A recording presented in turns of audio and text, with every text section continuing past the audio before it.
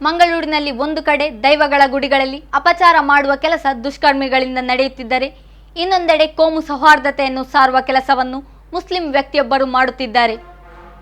ಹೌದು, ಮುಲ್ಕಿಯ ಬಳ್ಕುಂಜೆ ಗ್ರಾಮದ ಕಾವತ್ತಾರು ಎಂಬಲ್ಲಿ ಇರುವ 65ರ ಹರೆಯದ ಕಾಸಿಂ ಸಾಹೇಬ್ ಎಂಬುವರು ಕೊರಗಜ್ಜ ಹಾಗೂ ಪರಿವಾರ ದೈವಗಳನ್ನು ಸದ್ದಿಲ್ಲದೆ ಪಾತ್ರಿಯಾಗಿ 19 ವರ್ಷಗಳಿಂದ ಪೂಜಿಸಿಕೊಂಡು ಬರುತ್ತಿದ್ದಾರೆ. ಕಾಸಿಂ ಸಾಹೇಬ್ ಮೂಲತಃ ಕೇರಳದ ಪಾಲಕ್ಕಾಡು ಜಿಲ್ಲೆಯವರು.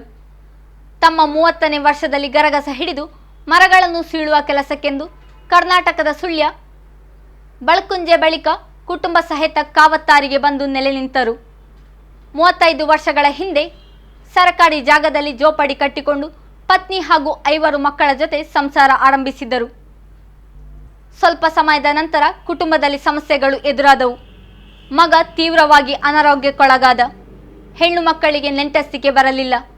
ನನ್ನ ಕಾಲು ತುಂಡಾಗಿ ನಡೆಯಲಾಗದ ಪರಿಸ್ಥಿತಿ ಬಂತು. ಕೇರಳಕ್ಕೆ ಹೋಗಿ ಸಮಸ್ಯೆ ಹೇಳಿದಾಗ ಜಾಗದಲ್ಲಿಯೇ ಸಮಸ್ಯೆ ಇದೆ ಎಂದು ಗೊತ್ತಾಯಿತು.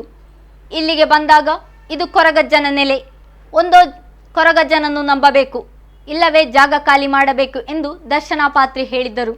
ಬೇರೆ ದಾರಿ ಇಲ್ಲದೆ ಕೊರಗಜ್ಜನನ್ನು ನಂಬಲು ಆರಂಭಿಸಿದೆ ಎಂದು ಕಾಸಿಂ ಹೇಳುತ್ತಾರೆ. ಹಿಂದೆ ಮರೆಯಲಿದ್ದ ದೈವಗಳಿಗೆ ಗುಡಿಗಳನ್ನು ನಿರ್ಮಿಸಿ ಪ್ರತಿನಿತ್ಯ ಪೂಜೆ ಮಾಡುತ್ತಿದ್ದೇನೆ. ಸಮಸ್ಯೆ ಹೇಳಿಕೊಂಡು ಬರುವವರಿಗೆ ಕೊರಗಜ್ಜನ ಮಾರ್ಗದರ್ಶನಂತೆ ಕರಿಗಂಧ ನೀಡುತ್ತಿದ್ದೇನೆ. ಬಪ್ಪನಾಡು ಕ್ಷೇತ್ರದ ಉಳ್ಳಲ್ತಿ, ಕೊರತಿ, ಗುಳಿಗ ಹಾಗೂ ಕೊರಗಜ್ಜನ ಆರಾಧಿಸಲಾಗುತ್ತಿದೆ. ನಿತ್ಯ ದೀಪ ಸೇವೆ, ಸಂಕ್ರಾಂತಿಯಂದು ಸಲ್ಲಿಸುವ ಪೂಜೆ, 2 ಅಥವಾ 3 ವರ್ಷಕ್ಕೊಮ್ಮೆ ಅನುಕೂಲಕ್ಕೆ ತಕ್ಕ ಹಾಗೆ ಕೋಲ, ಹರಕೆ ರೂಪದಲ್ಲಿ ಪೂಜೆ ಸಲ್ಲಿಸಲಾಗುತ್ತಿದೆ. ಯಾವುದೇ ಧರ್ಮ ಭೇದವಿಲ್ಲದೆ ಭಕ್ತರು ಆಗಮಿಸಿ ಹರಕೆ ಸಲ್ಲಿಸುತ್ತಾರೆ ಎಂದು ಕಾಸಿಂ ತಿಳಿಸಿದ್ದಾರೆ.